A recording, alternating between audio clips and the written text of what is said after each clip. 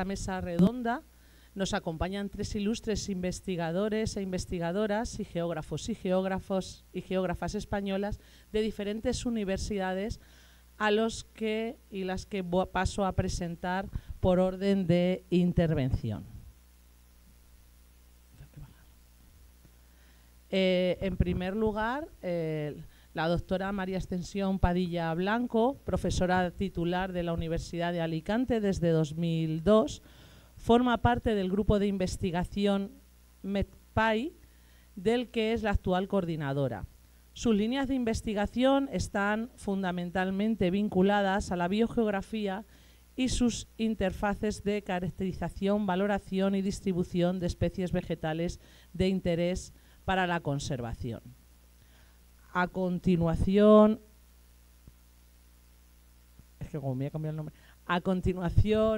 pasará a hablar el nombre del catedrático Rafael Cámara Artigas, el doctor Vicente. Voy a presentar un poquito, hablaros del profesor Rafael Cámara Artigas, y luego pasaré a hablar del profesor que nos acompaña, Vicente Jurado.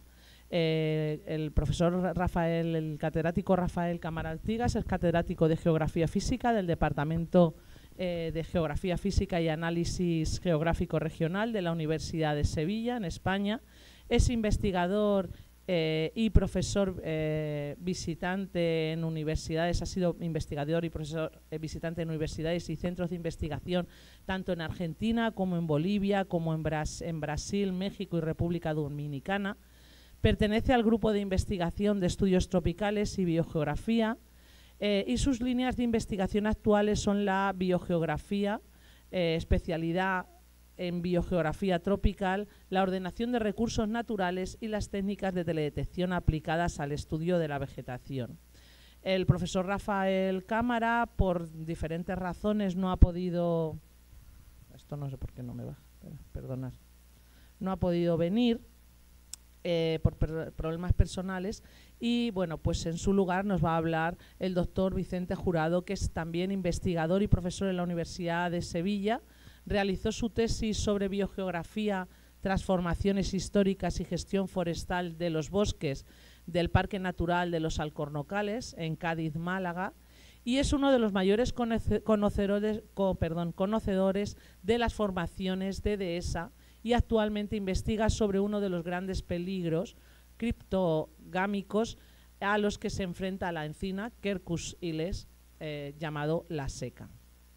Y por último, la catedrática de Geografía Física, Montserrat Salva Cartanieu, y directora del Servicio de Gestión y Evaluación de la Universidad del Paisaje de Barcelona.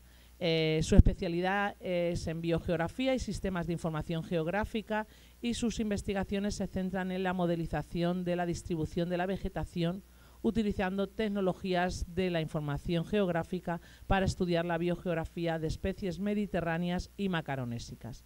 También presta atención al modelado de accidentes geográficos en ambientes periglaciares. Bueno, dicho estas palabras, voy a hacer una pequeña introducción a lo que es el área temática de nuestra mesa redonda. Durante milenios los seres humanos hemos modelado la naturaleza y alterado enormemente los ecosistemas, talando bosques para cultivar, secando humedales o cortando montañas para extraer sus minerales. Ayer hablábamos de que a veces estas modelaciones o estos cambios que hemos hecho de los ecosistemas o de las formaciones han favorecido la aparición de otras especies. Pero en tan solo 50 años el 75% de la superficie terrestre ha sido transformada por el ser humano. Un cambio que muestra que conservar ya no es suficiente para detener la rápida degradación de los ecosistemas. Aunque es imposible que devolvamos a la naturaleza a su estado original, existe un modo de curar las cicatrices e incluso revivir ecosistemas que se han degradado, dañado o destruido. Es la llamada restauración ecológica, un concepto que está ganando fuerza en los últimos tiempos y que goza del apoyo de muchos científicos y de administraciones, entre otros muchos actores. Restaurar los ecosistemas significa, por tanto, favorecer la recuperación de aquellos ecosistemas que hayan sido degradados o degenerados, así como conservar los que todavía siguen intactos. Esta restauración ecológica trata de ayudar a la naturaleza a regenerarse por sí misma de un modo integral, y la meta debe ser recuperar ecosistemas sanos que alberguen biodiversidad y vuelvan a ofrecer sus vitales servicios y recursos a la sociedad. Y a continuación, la doctora Ascensión Padilla pasará a presentar su comunicación titulada Conservación y restauración del Helianthemum caput felis y su hábitat en el sur de Alicante, una experiencia de sinergia entre administración, universidad y la empresa privada.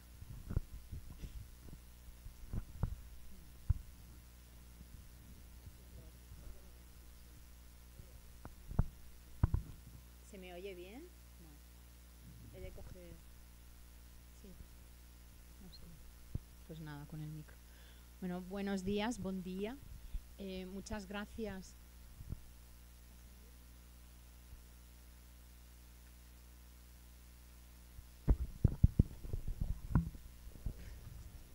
Estéreo. Buen día, buenos días. Muchas gracias por la invitación a formar parte a esta mesa. Agradezco al Departamento de Geografía de la Universidad de Sao Paulo y también a la Coordinación General y Comisión Organizadora del Congreso. El título de la comunicación que voy a presentar hoy está inserta dentro de la mesa de restauración y regeneración. Como pueden observar, hemos querido añadir el término de conservación, puesto que gran parte de las propuestas que llevamos a cabo sobre esta especie vegetal y el ámbito de estudio que les presentaré enseguida están relacionados con un intenso trabajo de campo y con toda una serie también de propuestas y de tareas cuyo objetivo era la conservación tanto de la especie Helianthemum caput felis como de su hábitat, ya que consideramos que es importante no solo dedicar nuestros esfuerzos a proteger a escala de detalle de especies, sino que es fundamental el tener en cuenta también las características del hábitat, el estado en el que se encuentra de conservación y bueno, llevar también a cabo propuestas en este hábitat, ¿no? Para que las medidas que se lleven,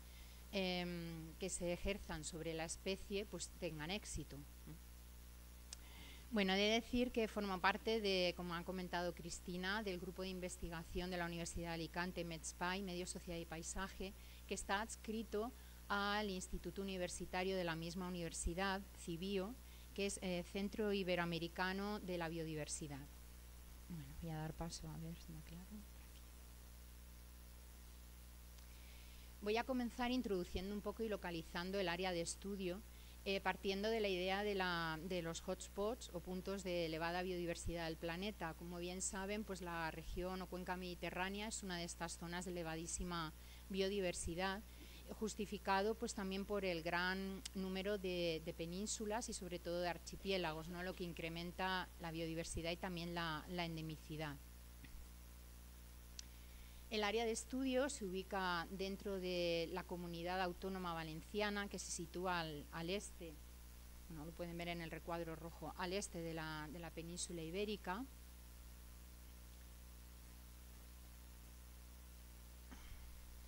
Y evidentemente está incluido dentro de... Ay, perdón.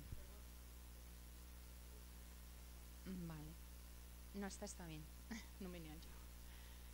Bueno, está incluida dentro de la península ibérica y en el territorio nacional, como pueden observar en ese mapa, pues presenta también una elevadísima biodiversidad. De hecho, se considera que el 54% de las especies que habitan en Europa se encuentran tanto en el territorio nacional peninsular como también en los archipiélagos Balear y Canarias. Disculpas a los canarios porque el mapa oficial pues siempre hace este recorte. Evidentemente el archipiélago canario está más al sur. Si tenemos en cuenta la biodiversidad de la Comunidad Autónoma Valenciana, en esta tabla pueden observar cómo relacionándolo con el resto de países europeos ocupa el quinto lugar. Esta elevadísima biodiversidad que tenemos en nuestro territorio, en la comunidad autónoma, es debida a varias razones geográficas, tanto al gradiente latitudinal como altitudinal, ya que podemos pasar desde los 0 metros de la costa hasta pues casi 1900 metros, que es la cota más elevada. Son relieves muy próximos a la costa, lo cual incluye también ese gradiente climático importante. Y también existe una gran diversidad de litologías y de roca, ¿no? De litologías de pH ácido, básico, ambientes de zonas húmedas, zonas salinas, suelos de yesos y, por último, donde se ubica la planta objeto de estudio, ¿no? De la que les voy a hablar, que es las zonas litorales, costas de suelos arenosos. Bueno, tengan en cuenta en esta tabla que el número de endemismos de la Comunidad Valenciana, por todas las razones que he indicado, es bastante elevada. Bueno, pasamos así a nuestra planta. Lyantemum caput felis. Bueno, comentarles que mañana habrá también una comunicación sobre esta especie vegetal a las 14:45. No sé si al final será en el anfiteatro, así va a saber, o aquí. Esta especie es una cistácea, un caméfito sufruticoso. En las fichas o claves de flora nos indica que no supera los 30-40 centímetros de altura, pero bueno, realmente en ocasiones tiene mucho menos, incluso está a ras de suelo cuando está pisoteada y machacada, como luego les comentaré. El área de distribución es sobre todo en zonas costeras, bueno, es en zonas costeras con suelos muy pobres, rocosos, es un sustrato calizo, es decir, pH básico. Y bueno, son esos suelos muy pobres que también en ocasiones aparecen carbonatados, ¿no? Como, ¿cómo se llama? Caliche, ¿no? ¿Dónde se ubica? Pues en la costa oriental de la península ibérica, en Baleares, Cerdeña, Italia, Argelia y Marruecos. Aunque presumiblemente pues podríamos pensar que tiene una amplia área de distribución, pero también hay que añadir su hábitat, que es únicamente en las costas. Respecto a las amenazas, al ubicarse en el litoral, pues evidentemente el desarrollo urbanístico de estas zonas del Mediterráneo han ido reduciendo el área de distribución y también dando lugar a una elevadísima fragmentación que va en perjuicio de la especie. Desarrollo urbanístico vinculado al turismo y todo lo relacionado con ello en cuanto a infraestructuras viarias, actividades de ocio, deporte, presencia de vertederos, restos de escombros de las obras de los edificios turísticos, ¿no? Y luego un aspecto también a tener en cuenta muy importante con respecto a las amenazas es la presencia de especies alóctonas invasoras vinculadas a las zonas ajardinadas de estas zonas urbanizadas. Consecuencia, como comentaba, la reducción del área de distribución y una elevadísima fragmentación. Según la UICN, el estado legal de esta especie es de vulnerable. Dentro de nuestra provincia, dentro de la Comunidad Autónoma Valenciana, se ubica en la provincia de Alicante, tanto al norte, como pueden ver en los píxeles verdes, como al sur. Nosotros lo que voy a presentar aquí es un trabajo vinculado a el sector sur o meridional. Como he comentado, una de las grandes amenazas es el importante desarrollo urbanístico. He querido incluir dos imágenes, una de una fotografía aérea de 1956 para que veáis claramente cómo de machacado está el territorio, ¿no? En 1956, pues, los usos del suelo que predominaban era agrícola, aprovechamiento de monte. No sé si llegan a leer los topónimos que aparecen oblicuos. El topónimo es Cañada de. Cañadas son los fondos de ríos secos con un caudal intermitente vinculado a precipitaciones torrenciales que eran cultivados a través de terrazas o parcelas separadas por muretes de piedra seca. Bueno, pues incido en esto porque si observamos la imagen siguiente del 2024 pueden observar claramente como toda la superficie está totalmente edificada y sellada, excepto esas cañadas, ¿no? Menos mal porque a veces funcionan. Y ahí sí que pueden observar una parcela que está sin edificar. Ese es el objeto de esta presentación, ¿no? Se considera como la única, algún profesor de geografía, Fernando Vera, por ejemplo, hablaba de ventanas litorales, ¿no? Como los únicos espacios libres que quedaban todavía por urbanizar. Este aspecto también lo quiero recalcar porque la posible urbanización de este espacio ha dado lugar a un movimiento social muy fuerte en contra de este proceso urbanizador. En él pueden ver una serie de líneas, y es porque ya están abiertas en esta imagen las infraestructuras lineales, ¿no?, de la urbanización. Bueno, ¿cuáles son las figuras de protección? Tenemos alguna protección de esta especie que se ubica en esa zona, en esa ventana litoral que todavía no está edificada. Desde el punto de, bueno, he hecho un recuadro, aquí tienen una imagen del sur de la provincia de Alicante con la infraestructura verde o red de espacios protegidos, la mayoría son red europea y otros de propios nacionales o sobre todo de la comunidad autónoma. Pero me voy a centrar en el recuadro que aparece marcado, que es donde se ubica nuestra parcela sin urbanizar. Es la playa de Cala la Mosca. Las únicas figuras de protección que acogen a esta especie son, por una parte, vinculadas a la Red Natura 2000 como lugar de interés comunitario, y el otro forma parte de una figura de protección a escala de detalle de la Comunidad Autónoma Valenciana, que son las microrreservas de flora. Se protege como justificación la especie y también el hábitat. El hábitat y especie recogidas en la Directiva Hábitat de la Unión Europea del año 92. Por lo tanto, tenemos dos redes de protección, una de ámbito mucho mayor, ¿no?, y una a una escala más de detalle. Bueno, el grupo de investigación de la UA, MedSpy, al que pertenezco, una de nuestras líneas de actuación, de investigación, perdón, es la cartografía corológica de flora rara endémica amenazada. Y una de las especies que hemos trabajado desde hace casi más de 20 años es el Helianthemum caput felis. La toma de datos y la metodología se explicará más detalladamente en la comunicación de mañana, pero sí decirles que tomamos estos datos de manera puntual y poligonal con GPS de precisión submétrica. Esto nos permite realizar una cartografía muy detallada, corológica, a escala de detalle, como pueden observar en la imagen de la derecha, donde está la parcela por urbanizar, y verán unas manchas y puntos amarillos, es la ubicación de todos los ejemplares que hay en esta zona. Me detengo en esto porque es importante para ahora la cronología que voy a mostrar de ese trabajo entre administración pública de la Consellería de Medio Ambiente o Generalitat Valenciana, Universidad de Alicante y empresa privada. Todo empezó nuestra historia en el año 2006. En el año 2006 teníamos tomada toda una base de datos muy amplia de esta especie en este sector, con GPS submétrico, una zona donde en ese momento únicamente había una microrreserva más al suroeste, un LIC y bueno, dos LICs, ¿vale? Pero no existía ningún espacio protegido dentro de esa parcela.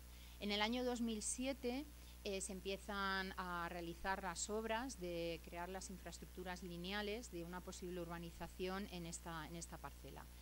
Finalmente llega una denuncia a la Guardia Civil, quien paraliza las obras por la presencia del Helianthemum caput felis, porque les recuerdo que es considerada vulnerable y es una especie protegida, ¿no?, en la Directiva Hábitat y también en la legislación nacional y de la Comunidad Autónoma Valenciana.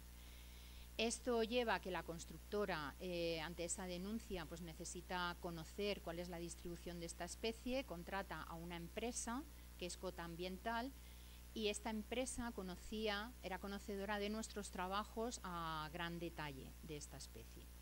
Por lo tanto, nos contratan a nosotros, nos subcontratan.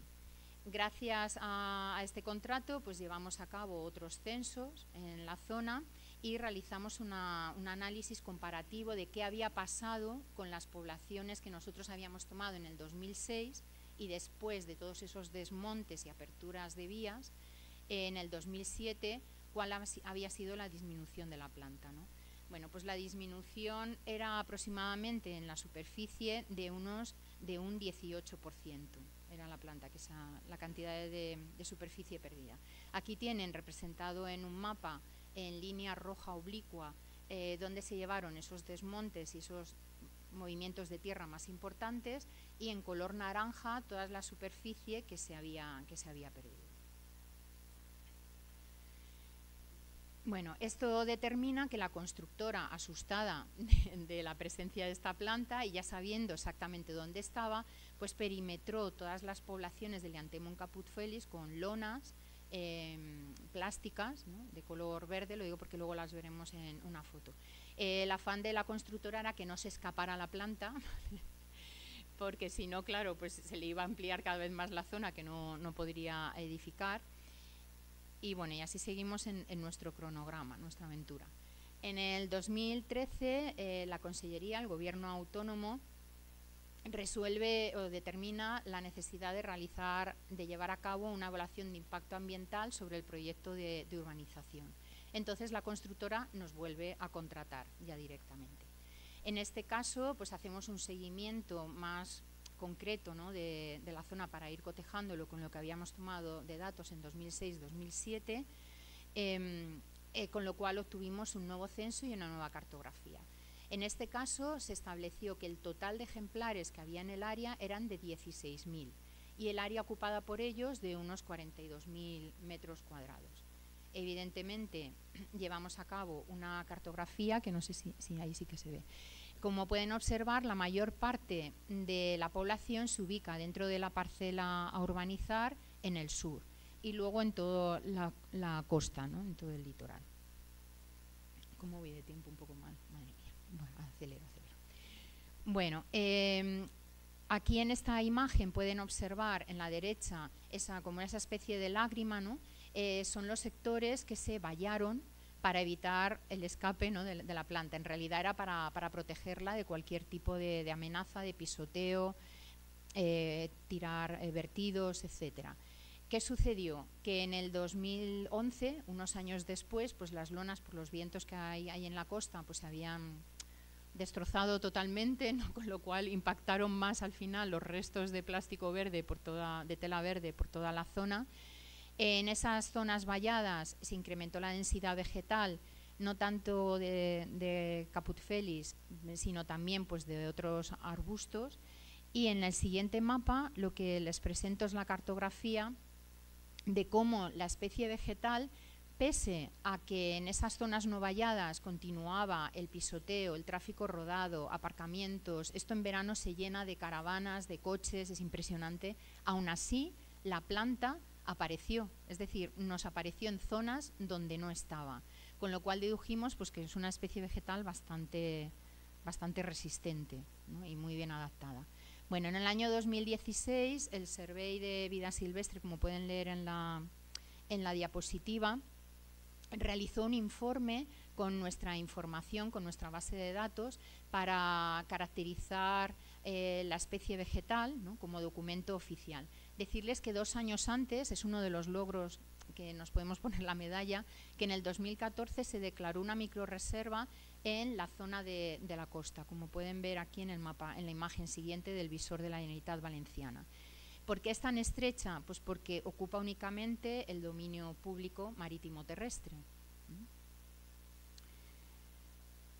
Bueno, en el 2018, otro documento oficial respondiendo a los informes que íbamos pasando de distribución de la especie fue la Declaración de Impacto Ambiental, la DIA, en la cual desde el Gobierno autonómico nos indicaban pues, que teníamos que hacer una serie de precisiones, no me voy a entretener pues se me va el tiempo, y además tener en cuenta consideración de otra especie, un gastrópodo, que hay en la zona. Es decir, que la consultora se le iban incrementando los problemas, ¿no? La especie crecía donde no había crecido y ahora encima había un gastrópodo.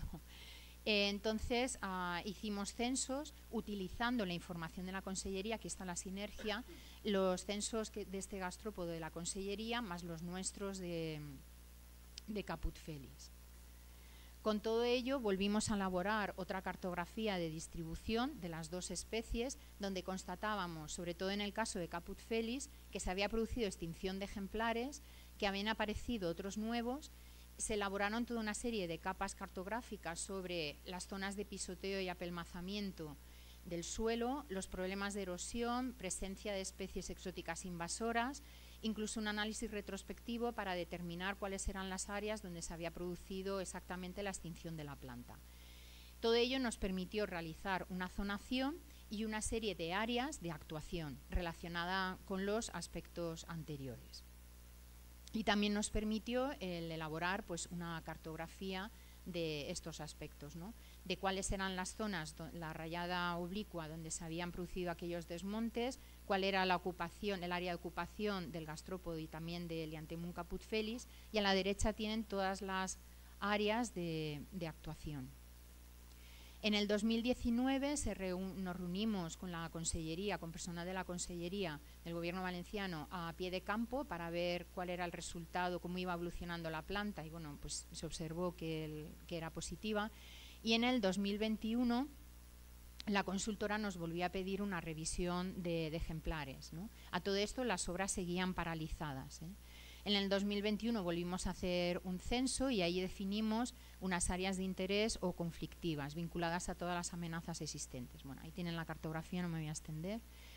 En el 2022 el Servicio de Vida Silvestre del Gobierno valenciano nos pidió que analizáramos exactamente qué iba a pasar con la planta en aquellas zonas de acceso a las playas. Piensen que el acceso del público a las playas pues, lo realizaban por cualquier sitio. Sí que quiero que tengan en cuenta que es un acantilado medio, ¿no? Y la gente va abriendo sendas para ir bajando a la playa por cualquier sitio, con problemas no solo de afectación a la planta, sino también pues, problemas erosivos. Bueno, pues se hizo un análisis más detallado de esos accesos, también de las vías peatonales, porque otro de los problemas, no he puesto en la cartografía, pero está llenísimo de senderos y de caminos, ya voy cortando, y de senderos, con lo cual estaba todo bastante destrozado y nuestra idea era el concentrar a la población cuando acceda a la playa por determinadas zonas. Y otra propuesta era lo que tienen en el mapa de la derecha, la ampliación de la microrreserva de flora. La microrreserva declarada en el 2014, que se ampliara unas 8 hectáreas más, de modo que quedara libre de urbanización todo ese polígono, ¿no?, más denso, donde hay mayor al sur, donde hay una mayor presencia de esta especie. En este cuadrito, lo resumo rápidamente, tenemos las 3 fases en las que nos fueron contratando, ¿no? 2007, 2014 y ya más hacia el 2022.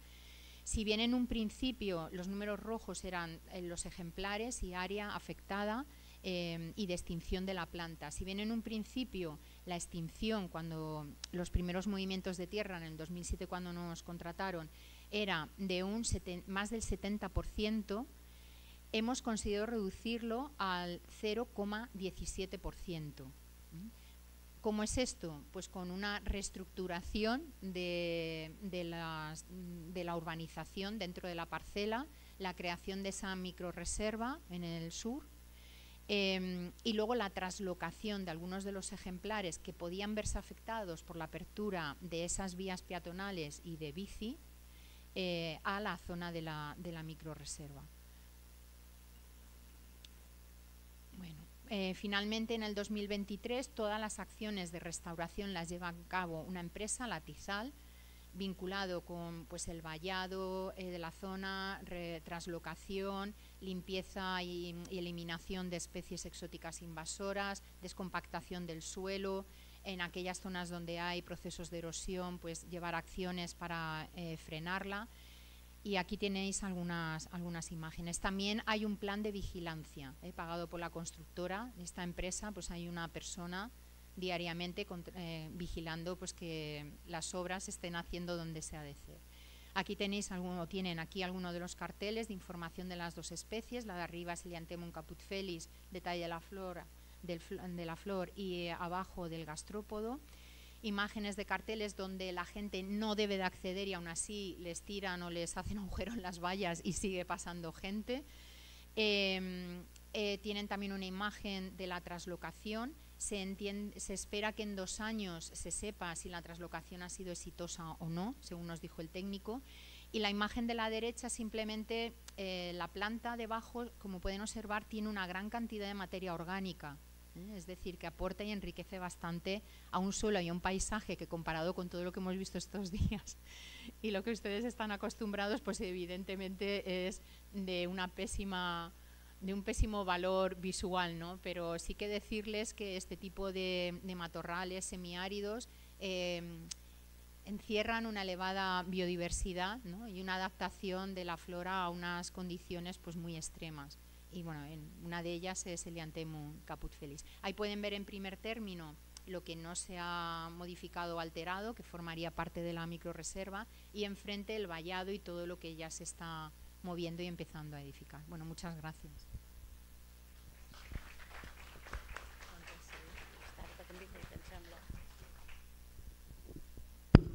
Bueno, muchas gracias, profesora Ascensión, por su comunicación.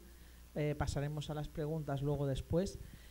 A continuación, el doctor Vicente Jurado pasará a comunicar el nombre del profesor Rafa Cámara Artigas, la conferencia titulada Restauración del Guadalimar tras la riada tóxica de 1998.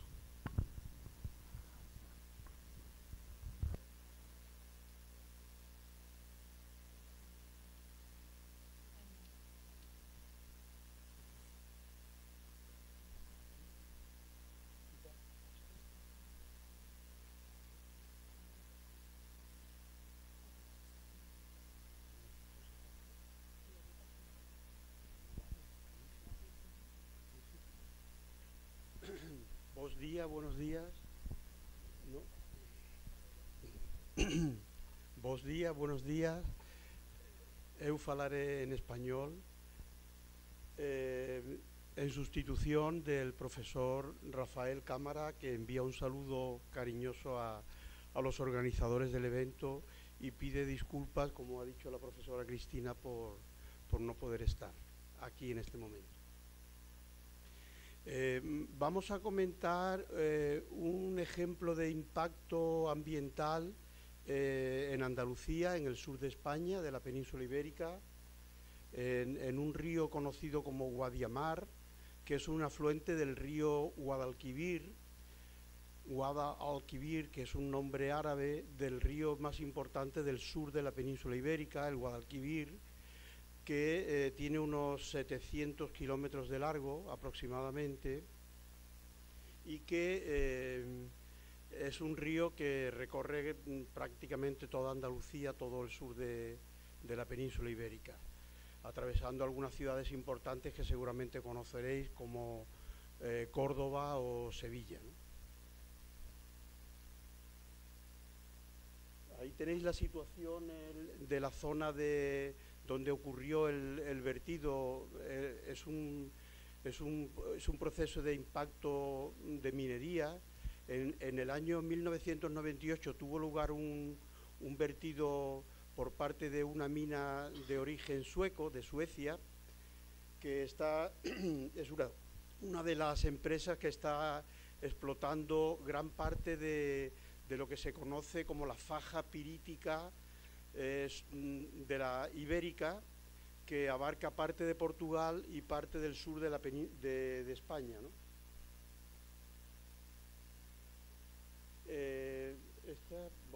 Simplemente porque está localizando en la situación del río Guadiamar, que va buscando, desemboca al río Guadalquivir y forma un espacio conocido, importante, como es el Parque Nacional de Doñana. Vale. Aquí ya empezamos directamente hablando de la riada tóxica, que procedía de la mina del pueblo Aznalcóllar, que descendió por el río Guadiamar en abril de 1998, hace 26 años. En algunos puntos la altura de la riada tóxica alcanzó los 3 metros de altura, contaminó un total de unos 64, 63 kilómetros de este río y abarcó la extensión de la riada unas 4.600 hectáreas de terreno, ¿no? El vertido tóxico de esta empresa minera fue mucho mayor que el de un impacto, o sea, un navío, el Prestige, que embarrancó en la costa de Normandía, en Francia, no sé si lo recordáis, pero realmente la riada tóxica que ocurrió en este río, en el Guadiamar, fue como 100 veces mayor que la del Prestige, que tuvo un impacto a nivel social mundial, ¿no? Cuando se ponen en marcha el operativo para recoger los 6 millones de metros cúbicos de aguas ácidas, con un pH de en torno a 5, 5,5,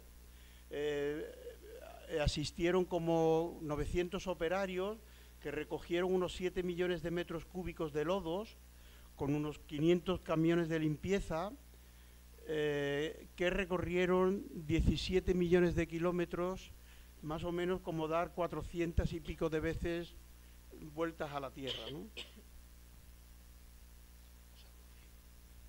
Ahí tenéis una foto de la rotura de la balsa minera, que se rompió y empezó a anegar, pues primero el río Agrio, que es un afluente del río Guadiamar, y luego el Guadiamar, ¿no?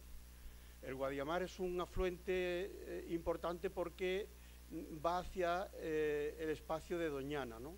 Doñana es un espacio internacional protegido, es un espacio Ramsar, un humedal de importancia internacional, que alberga unas 600 especies de aves que hacen el paso entre Europa y África, ¿no? Y que, bueno, es un espacio conocido seguramente a nivel internacional, pero además porque donde confluyen marismas, donde confluyen bosques de pino piñonero, de alcornoques, de ríos y arroyos, con una franja de dunas fósiles de unos 30 kilómetros de longitud, donde, bueno, pues aparecen especies endémicas, etcétera, ¿no? Donde tenemos el último felino europeo, el lince, el lynx pardina, y donde, bueno, hay muchísimas otras especies autóctonas o, bueno, de un ámbito muy restringido, ¿no? Pasa.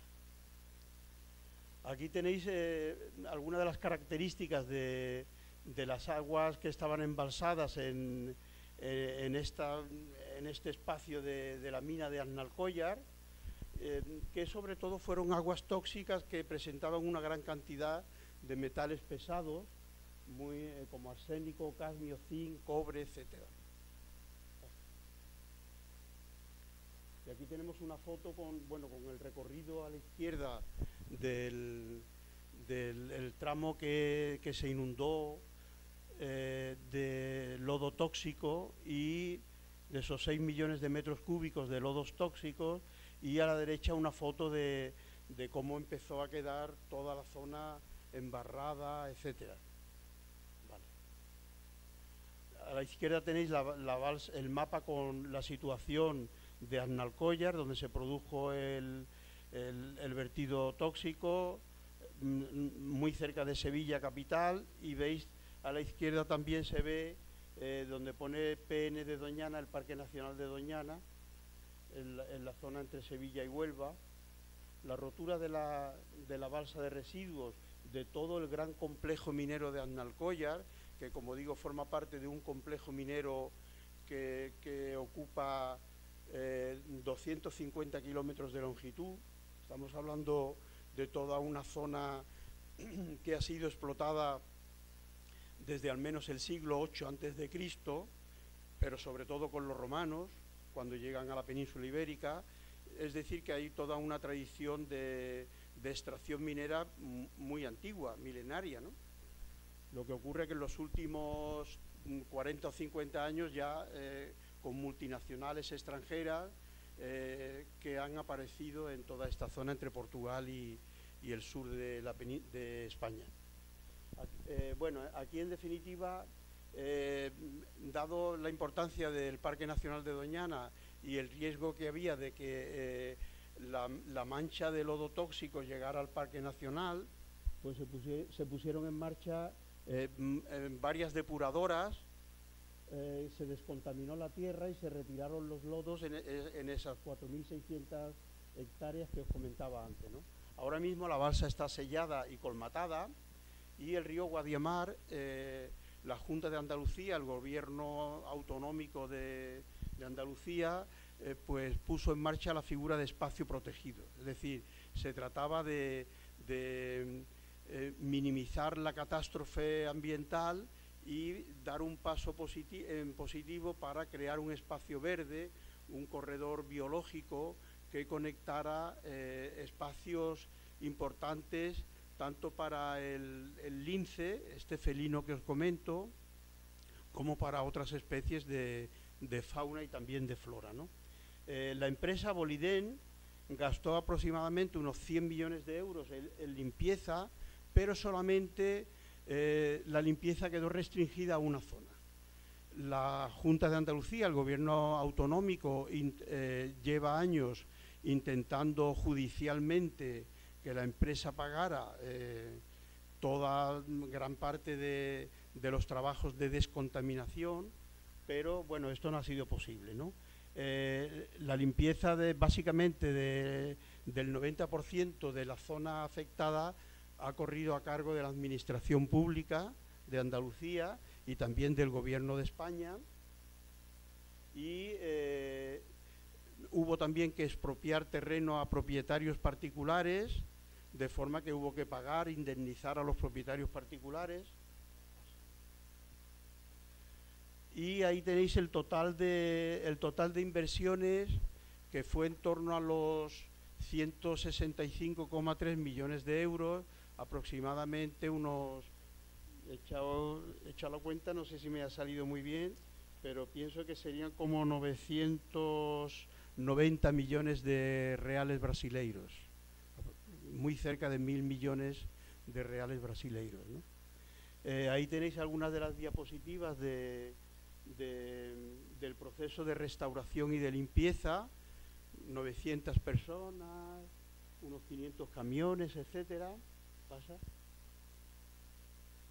Hubo que recoger muchos peces y otros animales muertos en el propio río Guadiamar, como veis aquí en esta diapositiva, los operarios retirando los peces muertos. Pasa. Y bueno, aquí aparecen algunas fotos sobre algunas de las especies afectadas del bosque mediterráneo, de toda esta zona del corredor afectado del Guadiamar. Pasa.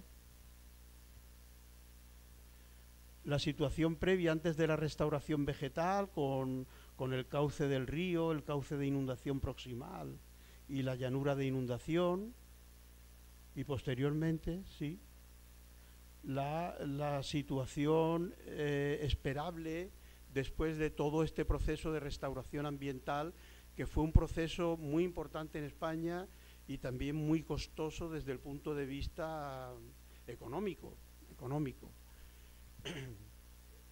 Sí. Y luego aquí el profesor Rafa Cámara decía: quien contamina paga, preguntando, es decir, cuando una empresa en un momento determinado provoca un impacto ambiental, tiene la obligación de restaurar, bueno, pues la experiencia parece que no confirma. En el 2002 la Junta de Andalucía y el Gobierno de España iniciaron los trámites para que la empresa pagara una cantidad de dinero que se estimó, 133 millones, pero esta multinacional recurrió a través del sistema jurídico, volvió a recurrir. En el año 2001 la empresa Boliden cerró la mina, despidió a los 400 trabajadores que había y cerró también la filial en España para evitar las demandas judiciales, en parte. La vía penal se cerró en el año 2000 sin que se condenara a nadie, y luego hubo la reclamación que hace la Junta de Andalucía, lo que allí llamamos un juzgado de instrucción. Se pone la reclamación y al cabo de 13 años los jueces devuelven el recurso porque estimaban que no había lugar. De forma que 13 años después se vuelve a la misma situación de partida, es decir, sin conseguir nada, y en el año 2015 se vuelve a presentar la demanda y estamos en una situación que la empresa pues no ha pagado nada, pero sí es cierto, y la parte positiva viene ahora. Aquí tenéis en el año 2003 la Junta de Andalucía, el gobierno regional, crea un corredor ecológico, es decir, pone en marcha una serie de trabajos, etcétera, con la figura de protección del LIC, lugar de importancia comunitaria, zona especial de conservación, ZEC, y es lo que llamamos el corredor ecológico del río Guadiamar, que se encuentra incluido en el inventario de humedales de importancia nacional, ¿no? Vale. Ahí tenéis, se redactaron varios documentos, se publicaron varios libros sobre la restauración del río Guadiamar y el proyecto del Corredor Verde. Ahí tenéis algunas de las imágenes de cómo ha quedado actualmente la zona, ¿vale? Se pusieron en marcha algunos centros de interpretación, de forma que se buscó la puesta en marcha de senderos, todo dentro de un proceso general de educación ambiental y de concienciación ambiental, ¿vale? Con senderistas, grupos escolares, grupos de gente de universidad, etcétera. Ahí tenéis el corredor. Se señalizó con todo esto. Paisaje protegido. Se creó una figura nueva, que es la de paisaje protegido, que no existía en Andalucía.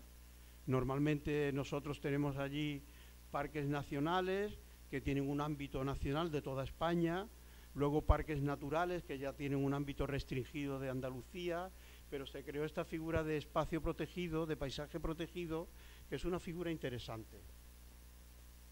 Aquí tenéis algunas de las pasarelas con todo el tema de la educación ambiental. Muchos pueblos de alrededor, pues se firmó un convenio para que los profesores de instituto, de secundaria y también de primaria llevaran a los alumnos, etcétera.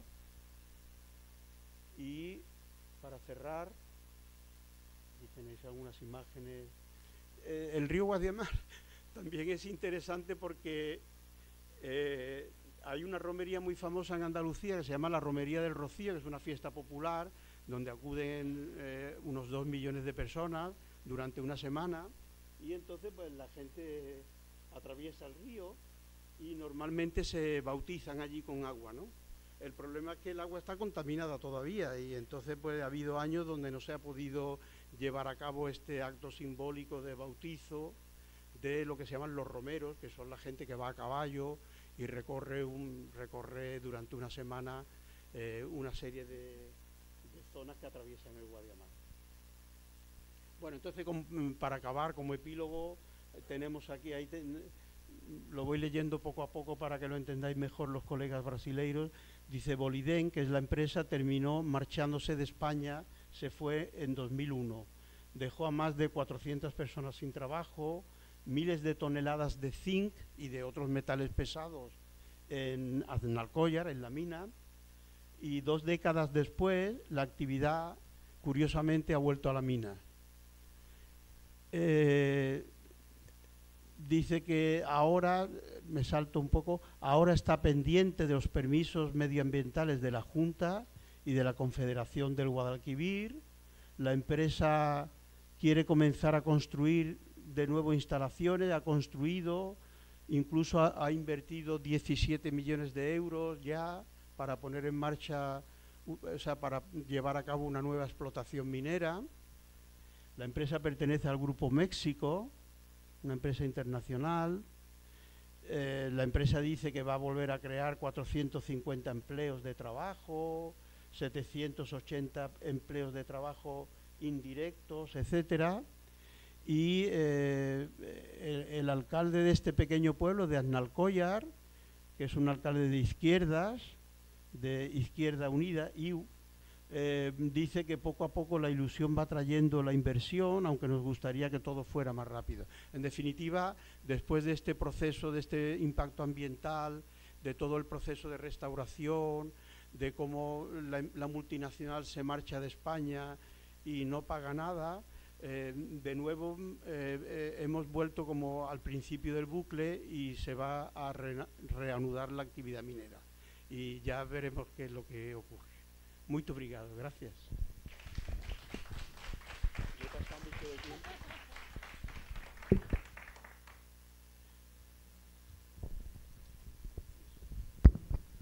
Bueno, muchas gracias, Vicente, por tu exposición.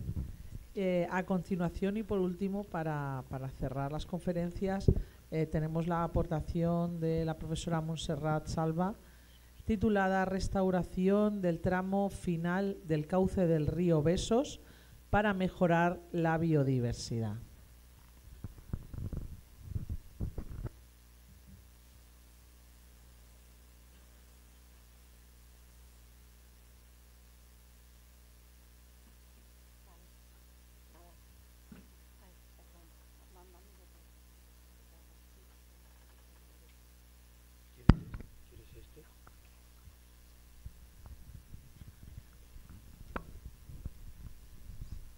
Buenos días.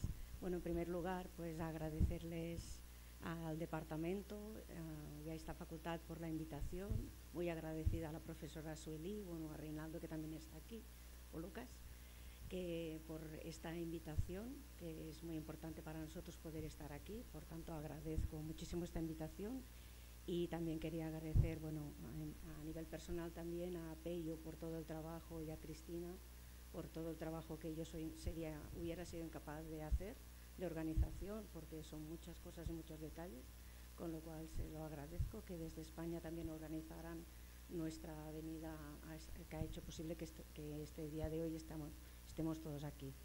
Por tanto, bueno, en primer lugar quería agradecer esto. En segundo lugar, bueno, la presentación de este tema de restauración del tramo final del cauce del río Besós para mejorar la biodiversidad. Escogí este tema no porque sea un tema en que yo haya trabajado. Hemos trabajado en temas de restauración parecidos a los que ha presentado la profesora Asten. Y bueno, en este caso escogí este tema porque me parece que es para Cataluña es el proyecto de restauración que ha supuesto una inversión mayor para la Unión Europea, para España, para Cataluña, para el área metropolitana. Y es un proyecto que, bueno, se parece en parte a lo que ha presentado el profesor Vicente, pero en su caso fue un evento concreto que contaminó todo un río entero. En nuestro caso fueron más de 40 años de proceso de industrialización que llevó a convertir un río en una cloaca. Y bueno, y les presento pues un poco este proceso que hemos vivido los últimos básicamente 30 años de restauración y un poco qué va a ser en este caso en el futuro. Es una zona donde yo vivo cerca, conozco muy bien, con lo cual a mi edad pues he visto todo el proceso y por eso creo que les puede interesar, sobre todo si algún día quieren visitar Barcelona, pues creo que es un lugar que deben visitar porque no es la Sagrada Familia, no es Plaça Catalunya, pero sí que es un lugar que creo que merece la pena para ver cómo diferentes agentes actúan en un territorio para mejorarlo y para que pueda tener realmente un uso público a pesar de la biodiversidad que ahora les cuento. Bueno, he hecho un pequeño índice, ya sé que los catalanes saben de sobras dónde está el río Besós, pero para la gente que no es de Cataluña y que no conoce la zona, pues bueno, una pequeña introducción, una historia muy rápida porque es similar en otras partes del mundo y un poco la intervención que se hizo exactamente a partir sobre todo del año 1995 y un poco dónde estamos ahora y hacia, ¿no? qué es necesario mejorar. Bueno, en este caso, bueno, el río Besós, bueno, un poco la ubicación, ya ven aquí, en este caso está la ciudad, no sé el cursor, bueno, espera, cojo el láser, pero bueno, ya, bueno, el láser, ay, perdón, uy, se ve muy poco, sí que se ve, bueno, voy muy rápido, Nada, la ciudad de Barcelona, que más o menos todo el mundo conoce, de sobras, y ya saben que Barcelona está al norte, tiene el río Besós, y al sur tiene el río Llobregat, que es mucho mayor que el río Besós, ¿de acuerdo? Esta es la ciudad de Barcelona. Aquí está Santa Coloma de Gramenet, en este caso, Bueno, ya veremos que el tramo final está San Adrià del Besós. Ya ven que la cuenca en este caso es bastante grande, aunque la del río Besós es más pequeña. Y bueno, ya ven que en este sentido, pues a la desembocadura ya ven que es muy pequeño. Esperemos que nunca caigan en esta zona 600 litros por metro cuadrado, porque ya ven cómo es la desembocadura. Y después veremos en la ortofotografía la cantidad de pisos, edificaciones que hay. Bueno, aquí a nivel de resumen, bueno, pone que está en la provincia de Barcelona, que nace en Montmeló, ¿de acuerdo? La desembocadura ya la ven, en este caso en el mar Mediterráneo. Tiene una longitud aproximada de unos 17 kilómetros, su caudal medio es aproximadamente de 4,33 metros cúbicos por segundo. Y bueno, en esta la cuenca específica del Besós, porque habría que añadir las otras cuencas que ahora veremos. En la cuenca del Besós le corresponden, ¿no? Ya ven que les corresponde aproximadamente unos 1000 kilómetros cuadrados. A esto hay que añadir lo que les comentaba, hay diferentes otras subcuencas, en este caso hay otras subcuencas del río. Esta es la propia, lógicamente marcada en azul, la propia del Besós, pero después tenemos la del Congost, Montgent, la ría de Caldas, todas el Ripoll y la riera o subcuenca de Tenas. Por tanto, son todo un seguido de subcuencas que todas vierten al tramo final, que es lo que corresponde al río Besós. Bueno, por lo que se refiere a los municipios, bueno, un poco ya ven San Adrià, en este caso el tramo final casi todo está en San Adrià del Besós, como pueden ver. Al norte quedaría la ciudad, que es una ciudad muy grande industrial que se llama Badalona, ¿vale? Y aquí tenemos el límite en este caso con Badalona y bueno, ya ven Santa Coloma de Gramenet y en este caso también Montcada y Reixac, que está aquí arriba, pero que también corresponde a esta zona. Bueno, un poco la historia de esta degradación que todos conocen, pues bueno, porque ha aparecido en otras zonas parecido. Lógicamente, para que vean, este es el estado del río Besós hacia el año 1956. Hay que pensar que el 62 hubo una gran riada, pero bueno, pero un poco para que vean, en este caso, en esta ortofotografía que tenemos de 1956, sí que se ve muy bien esta zona lógicamente de la desembocadura, ¿de acuerdo? Se ve muy bien la zona de la desembocadura, ¿de acuerdo? Y ven que en este año, en el 56-57, ya se había empezado a industrializar toda esta zona. A partir de los años 40 y 50 se empezó a industrializar toda esta zona.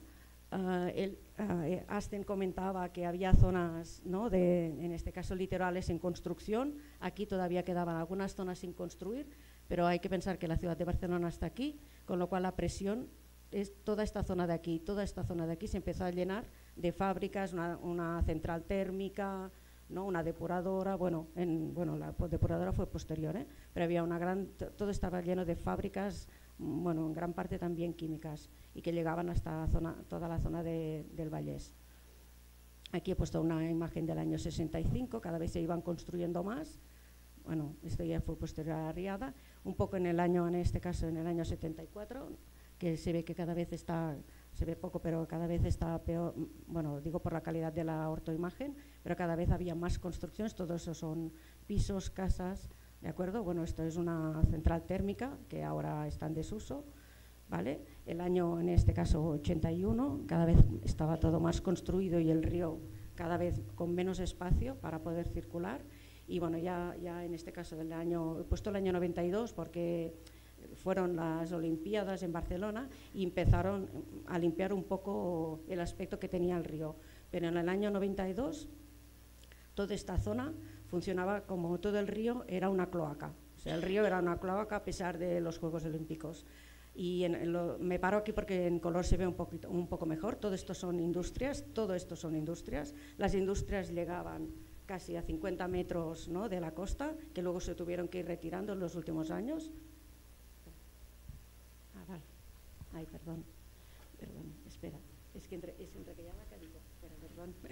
Perdón, No, decía que en el año, he puesto la ortofotografía del año 92 porque en el año 92 el cambio urbanístico para la ciudad de Barcelona fue muy grande, o sea, a partir del 85, 87, pero sobre todo en los últimos años se hizo muchísimas obras de acondicionamiento de la ciudad, pero en cambio el río seguía funcionando como una cloaca porque era una inversión muy grande. Pero he puesto esta diapositiva no solo porque es el 92, sino para que vean que, bueno, aquí esto es una inmensa central térmica que ahora está en desuso. Todo eso son fábricas. Aquí hay una central eléctrica también, que esta sí que sigue en funcionamiento, y aunque veáis el río un poco verde, el agua era negra, funcionaba como una cloaca. Y un poco pongo esta diapositiva para que vean, ¿no? O sea, esta es la desembocadura, aquí ven que hay una carretera, que bueno, en realidad es la vía del tren. Ahora hay la vía del tren, la vía del tranvía y una carretera aquí. Esto es otra carretera, esto es otra carretera, esto es otra carretera, que en este caso esto es una autovía, o sea, es una carretera muy grande, ¿de acuerdo? Otra carretera, como ven, ¿no? Hay más de 5 o 6 puentes que van cruzando este tramo final de este río. Y digo esto porque esto va muy ligado con los problemas que ha habido en este caso de restauración, porque aunque se propongan para el futuro intentar construir un corredor ecológico, la lógica ya dice a todo el mundo que esto va a ser imposible, porque hay una presión muy fuerte por la ciudad de Barcelona, recordemos que esta zona es Adrià de Besòs, pero esto ya es Badalona, ¿de acuerdo? O sea, hay una presión muy grande. Hay que pensar que el área metropolitana, a ustedes les parecerá de risa, pero para nosotros es una gran área metropolitana, tiene más de 3 millones de personas viviendo y trabajando, y hay, dentro de la ciudad de Barcelona casi no hay fábricas y están todas en las comarcas cercanas. Por eso lo del corredor biológico pues siempre genera muchos problemas, porque ya ven la situación un poco. Bueno, un poco la intervención que se hizo para la creación de este parque fluvial del río Besòs, que se hizo a partir del 95, por eso digo que en el 92 el río seguía funcionando como una cloaca. Se pone en marcha este proyecto en el año 95 para intentar remodelar un poco este tramo final del río Besòs. Correspondía a estos los 9 últimos kilómetros de la confluencia con el río Ripoll y la desembocadura al mar Mediterráneo. El primer proyecto fueron de 40 millones de euros. Las obras fueron subvencionadas, ya ven, en gran parte por la Unión Europea, porque es un coste que no podía asumir, pues en este caso, el Gobierno de Cataluña. Y en el 2001 todo este paso, este camino, pues llegó a que se creara un parque fluvial del río Besòs, que es único para nosotros. Lo digo porque no se parece en nada de los otros parques naturales nacionales que tenemos.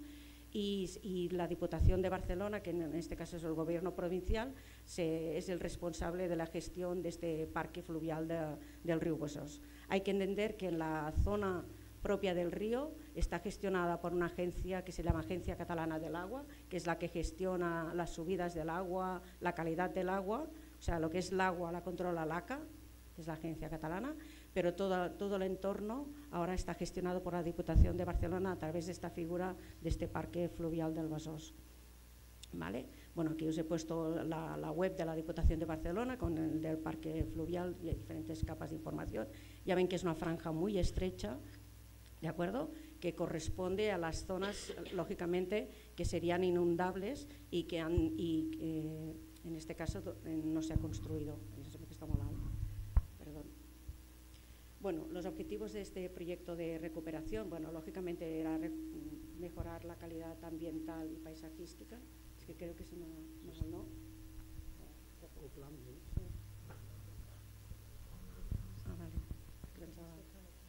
Vale, de acuerdo, perdón. Bueno, lógicamente mejorar la calidad ambiental y paisajística. También se proyectó esta depuradora que decía antes de Montcada y Reixac, perdón. Había que garantizar la capacidad hidráulica, lógicamente, del río, y los objetivos de este primer proyecto era recuperar y naturalizar o renaturalizar el tramo final de la desembocadura y aprovechar esta zona para ocio. Esto es lo más importante de todo, el último apartado. En esta naturalización pues se plantó de nuevo Phragmites, en este caso australis, Typhangustifolia o lirio de agua, ¿de acuerdo? Bueno, se creó una zona así de zonas, bueno, la obra de ingeniería es muy grande, pero se hizo que las aguas pudieran funcionar, en este caso de una manera un poco sinuosa para que no cogieran demasiada velocidad. O sea, el lecho del río también está formado por diferentes tipos de bloques para que el agua siempre no coja mucha velocidad. Y en este caso, pues, por ejemplo, en el margen izquierdo del río se crearon zonas de prados verdes para que la gente pudiera ir. bueno, en este caso se creó también un paseo, ahora lo veremos en fotos, casi mejor que con letras. Lógicamente hubo también una actuación muy fuerte para avenidas, por desgracia es un tema obligado para nosotros, pero es que el año 62 ya murió mucha gente en una gran avenida en Río Besós, ¿vale? Se ampliaron los muros laterales, pues lo verán, los muros, bueno, en este caso se amplió la altura, ¿de acuerdo? Y bueno, en este caso tiene el propio parque fluvial, tiene un control de alerta para poder avisar a la gente, porque como es un área recreativa siempre se acumula bastante gente. Aún así, debo decir que a pesar de estas alertas, todos los accesos al río se cierran por la noche o se tienen puertas. La gente no puede acceder libremente por cualquier lugar, sino que hay unas puertas que están muy bien señalizadas, con accesos, con pasarelas, para que la gente pueda acceder, pero eso sí, si hay riesgo de inundación se cierran, y por la noche siempre están cerradas también para que no sea un peligro para las personas. ¿De acuerdo? Y bueno, las alertas ya saben cómo funciona. He puesto un poco el mapa de inundación. Este es en este caso del Ministerio, es un mapa que nadie consultaba y en el último mes todo el mundo consulta. Y le he puesto les puse del periodo de retorno que ha hecho la Agencia Catalana de Agua, que es la responsable de controlar, en este caso, ¿no?, el nivel del agua, y he puesto este periodo de retorno de 500 años. Como pueden ver, pues suerte que los edificios ahora ya son muy altos, pero ya ven que en este caso la población afectada sería, espero que no pase, pero ya ven que prácticamente todo el municipio de Sant Adrià del Besós, no sé si se ve, pero todo el municipio, ¿no?, este es el límite municipal de Sant Adrià del Besós, pues ya ven que casi prácticamente el 80% del municipio de Sant Adrià del Besós está en zona inundable. Y digo gracias a suerte que la mayoría de pisos tienen 10, 15 pisos de altura. ¿De acuerdo? Bueno, por lo que se refiere a la recuperación, en este caso, una vez hecha o empezada esta obra en el año 95, pues bueno, ya ha empezado, ¿no?, prácticamente estos casi 30 años, pues nadie creía que recuperando, en este caso, el río, recuperando, bueno, instalando depuradoras, no dejando que las fábricas vertieran agua contaminada, no, lógicamente, ha sido un proceso un poco lento. Pues bueno, poco a poco, ya en los últimos 10 años prácticamente el propio río ha ido recuperando la riqueza faunística de manera natural. Ya se han contabilizado, bueno, aquí los puse, bueno, 250 especies de aves, más de, en este caso, 60 que son residentes habituales en un río que hace 50 años era una cloaca. O sea, esto es bastante increíble, ¿de acuerdo? Bueno, hay patos, siempre hay patos, ¿no? Siempre hay gaviotas, siempre está lleno de gaviotas, ya veremos la foto. Y bueno, quizás lo que más noticias ha sacado es la llegada también de la nutria, porque se considera que es una especie que necesita, lógicamente, para comer peces, pero también necesita un hábitat que esté un poco bien.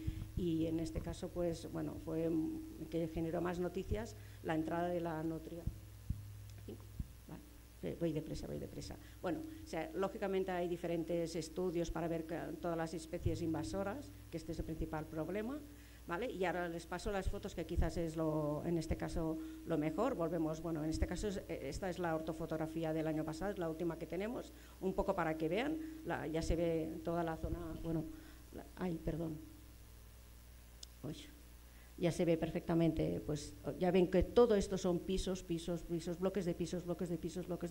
Estas son la central térmica que les comentaba antes, pero bueno, además ven un poco cómo está actualmente y bueno, y otra vez el mismo, bueno, otra vez lo mismo, los puentes, cada vez hay más, porque aquí antes solo pasaba un tren y ahora pasa un tren en la carretera de tranvía, cada vez hay más. Y bueno, un poco para que vean las fotos, que quizás es lo más interesante, cada puerta está señalizada, ¿de acuerdo? Cada puerta con todo lo que se puede hacer y te marca todas las entradas que hay al río, la zona de río, bueno, te dice lo que puedes hacer y lo que no puedes hacer, pero esto ya lo sabemos todos. Y bueno, para que vean lo que fue una cloaca, se ha convertido en un jardín, que eso es lo que digo yo, lo mejor de todo este proceso que ha durado más de 30 años de restauración. Creo que lo mejor es el uso público que está haciendo toda la gente que antes he enseñado, que viven en toda esta zona muy urbana y sin zonas verdes. O sea que ya ven que es un espacio muy amplio, más de 200-300 metros de zona verde. aquí con cañas de Arundo Donax, para que vean. Esto era un día normal, los fines de semana hay gente comiendo por aquí, tomando el sol, corriendo en bici, porque son más de 7 kilómetros que se puede circular. El río está detrás de las cañas de Arundo Donax, que ya saben que esto es una especie invasora para nosotros. En este momento pasaba el tranvía, se ve aquí, que en este momento pasaba el tranvía. Esta es la central eléctrica, que en la ortofotografía no se aprecia la dimensión de esta central, pero para que vean la dimensión, el río pasa justo por detrás y esta es la zona llena de cañas. Ellas a esta zona le llaman, esta zona de aquí le llaman ya la zona de sacrificio, porque ya saben que cada vez que haya una avenida, que de hecho ya ha pasado, esta zona se va a inundar, pero no importa, la cuestión es que no llegue tampoco a los edificios y que la gente esté fuera, claro. Bueno, para que vean uno de los puentes también, en este caso más importantes, de la autovía, o sea, aquí sí que se ve el río, aquí se ve el río Besós. Aquí sí que se ve el río Besós y esto es un puente lleno de camiones, porque bueno, es la zona, ¿no? Es la zona metropolitana. Bueno, otra perspectiva para que vean, o sea, ven la cantidad de cañas de Arundo Donax, que esto no lo plantaron, ha venido solo, ¿de acuerdo? O sea, ven el río, que está, bueno, bastante limpio, después la zona que utiliza la gente para, ¿no? Para disfrutar, otra perspectiva que pueden ver, los puentes, pasos, ¿vale? La gente está lleno de grupos de escuela que van allí a trabajar, etcétera. Siempre es una área recreativa, hay que pensar cómo es a un lado y a otro el río, que todos son pisos. Bueno, aquí fotografié en este caso patos, lanas platirincos, esto está lleno de gaviotas, ya ven, está lleno de gaviotas todo.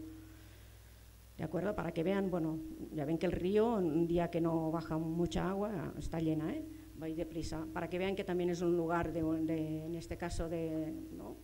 De intentar unir diferentes agentes, pues siempre encuentras gente pues haciendo actividades. Aquí están, como ven, pintando un muro, los artistas, lives. Otro muro que es espectacular, que está lleno de pájaros que son propios de la zona. Ya ven aquí cernícalos, ¿no? Golondrinas, cernícalos, ¿de acuerdo? Y bueno, la gente yendo en bici, sapos, pues la fauna que corresponde a la zona. ¿De acuerdo? Bueno, aquí hay un cartel en este caso de la fauna que es más, de estas 60 especies que les decía que es más común. Bueno, otra vista, ya ven que es una zona recreativa muy grande para las personas que viven aquí cerca. Bueno, carteles, están llenos de carteles, hay muchas actividades. Aquí, bueno, les hice un pantallazo de las actividades que hay, de jornadas, de este caso de censo de aves que se hacen en este tramo del río Besós. Y bueno, nada, ya para terminar, pues, ¿qué les queda por hacer, ¿no? ¿Qué les queda? Que es menos espectacular, pero bueno, básicamente, bueno, ahora se han unido más entidades, más agentes, porque ven de la importancia de esta zona, de este parque fluvial. Bueno, se ha añadido la área metropolitana, bueno, y bueno, un poco lo que les comenté en la primera diapositiva, que el problema es que, claro, es una zona muy fragmentada y que será muy complicado mejorar esto. ¿Vale? Será súper complicado mejorar, a lo mejor sí la biodiversidad, pero muy complicada la conectividad.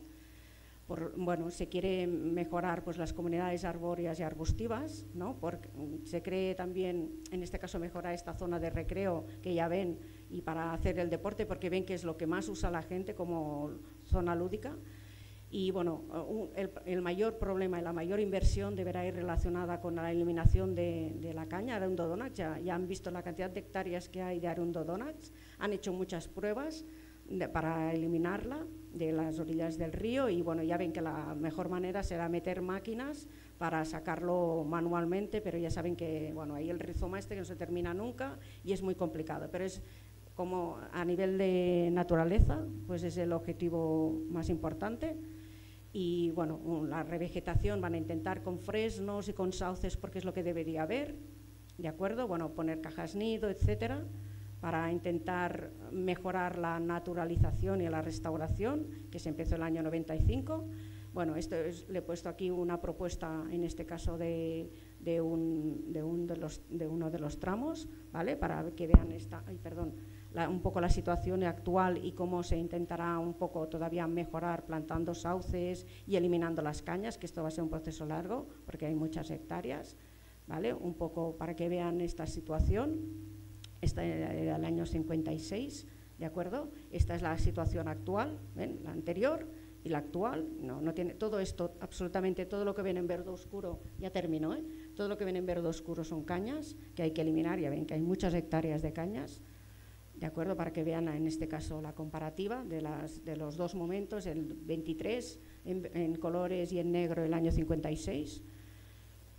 Y un poco de reflexión final. Bueno, he puesto aquí un pequeño párrafo de un estudio que se hizo de trazado encauzado del río Besós, ¿vale? Y habla de si será posible la renaturalización. Y bueno, como es muy tarde, leo solo el último párrafo porque creo que desde ahí, no sé si se ve, pero dicen, ¿no? A pesar de estar muy lejos de la renaturalización, no quiere decir que no valga la pena dar un primer paso en esta dirección, porque ya dan como perdido que recuperar la situación anterior a 1900 o 1800 va a ser imposible, pero bueno, dentro de lo que se ha hecho, pues bueno, vamos a aprovechar el intento al menos de vegetar esta zona.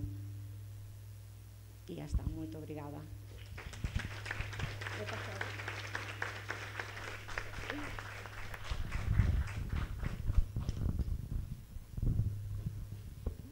Bueno, muchas gracias a los tres por vuestras magníficas aportaciones a esta mesa redonda.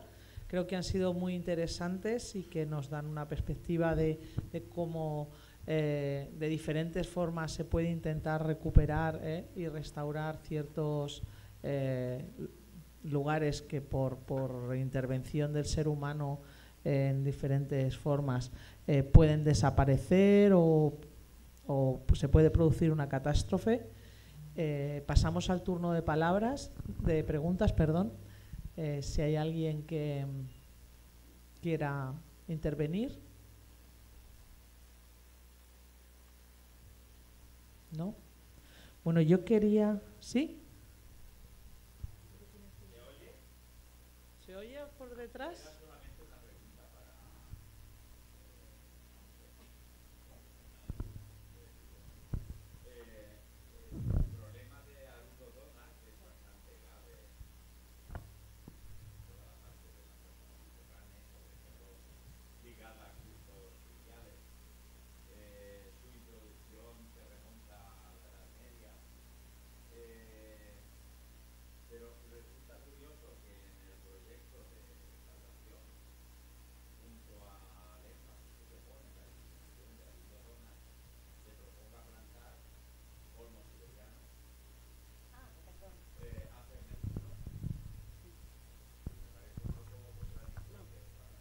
Perdón, no se propone plantar, sino que como ya están, proponen dejarlos.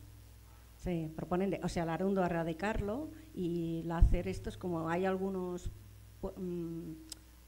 pies, gracias. Hay algunos pies, pues proponen dejarlos. Perdón, es que he ido tan deprisa que... No. Sí. ¿Alguna intervención más? Vale, yo solo quería hacer una apreciación con respecto a lo que a la comunicación que nos ha hecho la profesora Ascensión. Bueno, me parece impresionante la reducción que ha habido del porcentaje ese que habéis puesto, lo que, bueno, pues con vuestro trabajo y habéis llegado a conseguir. Y me parece también... me resulta muy impactante que esto todo ha sido luchando con una empresa privada y una empresa de construcción, que me imagino que bueno, pues que eso en general es bastante difícil, y que además la empresa ponga gente para vigilar que, bueno, pues que la planta no se pise, que no se pase, etcétera. Lo que mi pregunta es si ha sido porque es mucha presión, ha habido presión por parte del gobierno, que me imagino que sí, o la propia empresa tiene, no sé si esa mentalidad o esa... ¿Me entiendes, no? Bueno, ha sido una labor de muchos años de concienciación ambiental a los empresarios, la empresa Gomendio, para nosotros los Gomendio. Y luego ha habido mucha presión. Bueno, la idea de ellos era, como os he comentado, el vallar los polígonos donde está con telas para que no se escape la planta, ¿no? O sea, que tampoco tenían mucha idea de cómo funciona un ecosistema y ha habido también mucha presión por parte de la población, ¿no? Es una zona que se utiliza como ocio, para paseo, recreo.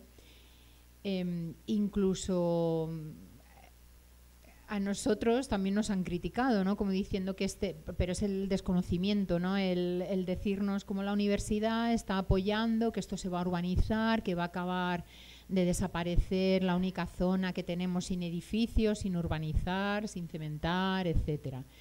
Entonces ha habido ahí un poco de concienciación ambiental, de intento de hacerles ver, pues, en la última tabla, ¿no? Que nuestra intención era reducir al máximo el área transformada que ocupa el Helianthemum caput felis. Y bueno, ahí estamos. También es cierto que hay mucha ironía por parte de la población, porque van a visitar, a pasear esta zona, pero van con animales domésticos que defecan, no recogen las caquitas de los perros, tiran basura, pisotean, aparcan. Entonces esto también es una lucha, ¿no? Continua, de que simplemente porque ven verde, y a veces ese verde son especies exóticas invasoras de los jardines donde las tienen cultivadas. No sé si te contestamos. Juan Antonio a lo mejor quiere añadir algo. ¿Quieres añadir algo? Juan Antonio, ¿quieres?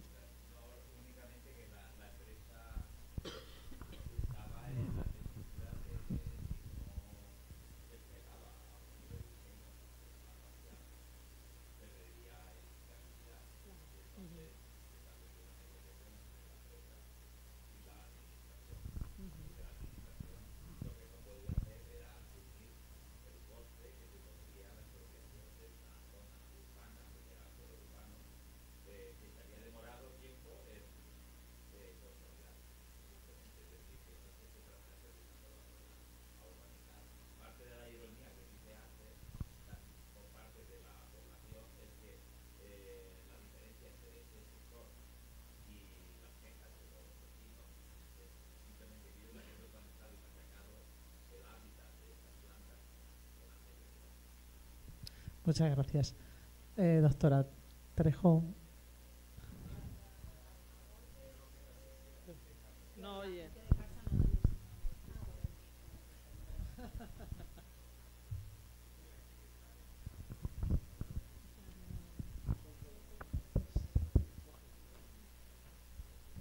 A Monse, porque lo que llama la atención es que Barcelona está haciendo toda la actividad en no sé cuántos kilómetros de la salida del río, pero ¿qué pasa con todo lo que viene? O sea, el río viene de no sé cuántos kilómetros hacia arriba, y en ese trayecto, ¿qué pasa? Y para el caso de Asen, ¿sí ha habido alguna, por ejemplo, intento de demostrar cuál es la diferencia de que protejas esa especie en ese lugar a un lugar en donde con una condición similar la especie ya no está? O sea, como demostrar cuál es el papel de esa especie, no solamente como una especie sola, sino que también debe tener interacción con otras especies, animales o insectos o lo que sea, pero como sería un buen ejemplo de empezar a enseñarle a la gente de la zona por qué la están protegiendo, porque como dices, pues sería como ¿para qué están protegiendo esa cosa tan pequeña? Pero por ejemplo nos mostraste una foto de lo del suelo, pero tal vez a lo mejor como comparar la condición con especie, o sea, con la población ahí y sin la población de la planta, ¿no? Entonces, no sé si tengan respuestas, pero nada más es como…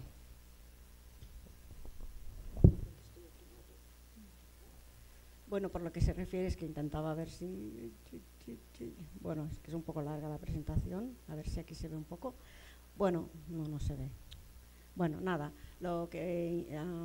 o sea, no ha sido solo un proceso del último tramo, sino que a partir de los años 90 se prohibió, lógicamente, a todas las fábricas, no sé si se ve mucho, pero las fábricas todas se trasladaron a la zona, bueno, está cortado, pero las fábricas se trasladaron, la zona más industrial es la zona que llamamos del Vallès, oriental y occidental, muchas de las fábricas se trasladaron y está absolutamente prohibido verter, en este caso de las propias fábricas, agua al río, agua contaminada. O sea que cada fábrica tiene que depurar su propia agua antes de verterla, o sea, ha sido un proceso largo. Por eso ahora la agua baja un poco contaminada, porque siempre hay algún accidente, pero baja mucho mejor que en los años 90. O sea que se prohíbe. El tema de restauración sí que lo han hecho en los últimos 7 kilómetros, pero río arriba, porque además coincide que es un parque natural, una zona, o sea, tiene parque natural al lado, o sea, hay un parque natural que Montseny por un lado, luego uno que se llama Sierra de Marina y Litoral, y justo en medio hay una franja que todos son fábricas, pero todas están obligadas a depurar sus aguas y no verter el agua contaminada. O sea que ha sido un proceso lento, si no el agua bajaría igualmente contaminada, aparte de depuradoras propias de cada uno de los pueblos. No sé si... Bueno, comentarte que sí, quizás habría que acompañar todo esto de una serie de talleres, ¿no? Para transmitir a la población o incrementar esa educación ambiental. La única información existente, si vas a visitar el lugar, son estos carteles informativos, igual que sucede en otras zonas donde hay también microrreservas de flora, que no solo protegen esta especie, o sea, otras microrreservas pues, de zona de montaña, zona de suelos con yesos, etcétera. O sea que más sí que se ha reintroducido en esta especie en algunas zonas donde prácticamente, Juan Antonio seguro que lo tiene en la cabeza los datos, sí que se ha reintroducido en otras zonas. ¿Qué podría pasar si esta especie no estuviera? Bueno, pues habéis visto en la diapositiva que aporta bastante materia orgánica a una zona donde el suelo prácticamente está desnudo y tiene ahí una costra caliza, calcárea, perdón, un caliche que impide también el desarrollo vegetal. Polinización, imagino que también es importante para ello.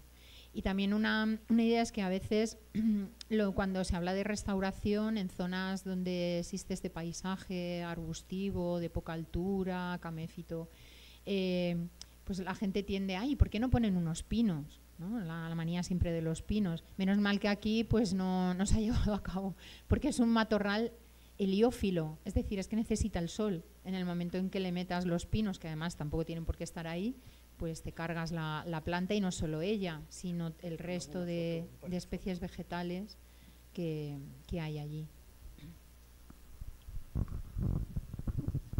Bueno, creo ya no tenemos tiempo para ninguna pregunta más. No sé si habrá alguna así muy rápida.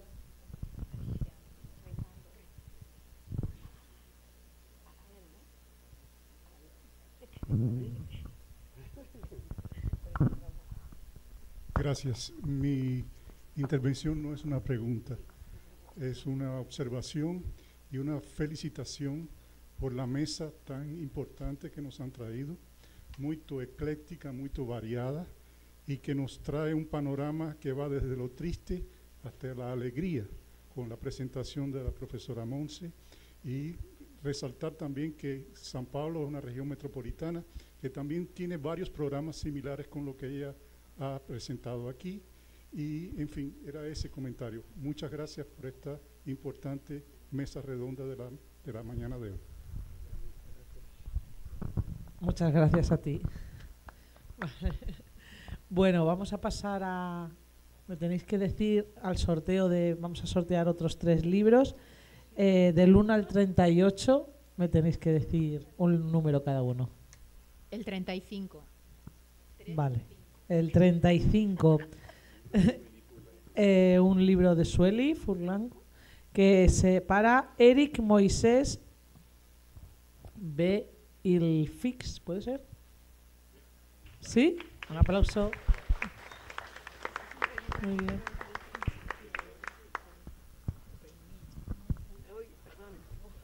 El 7.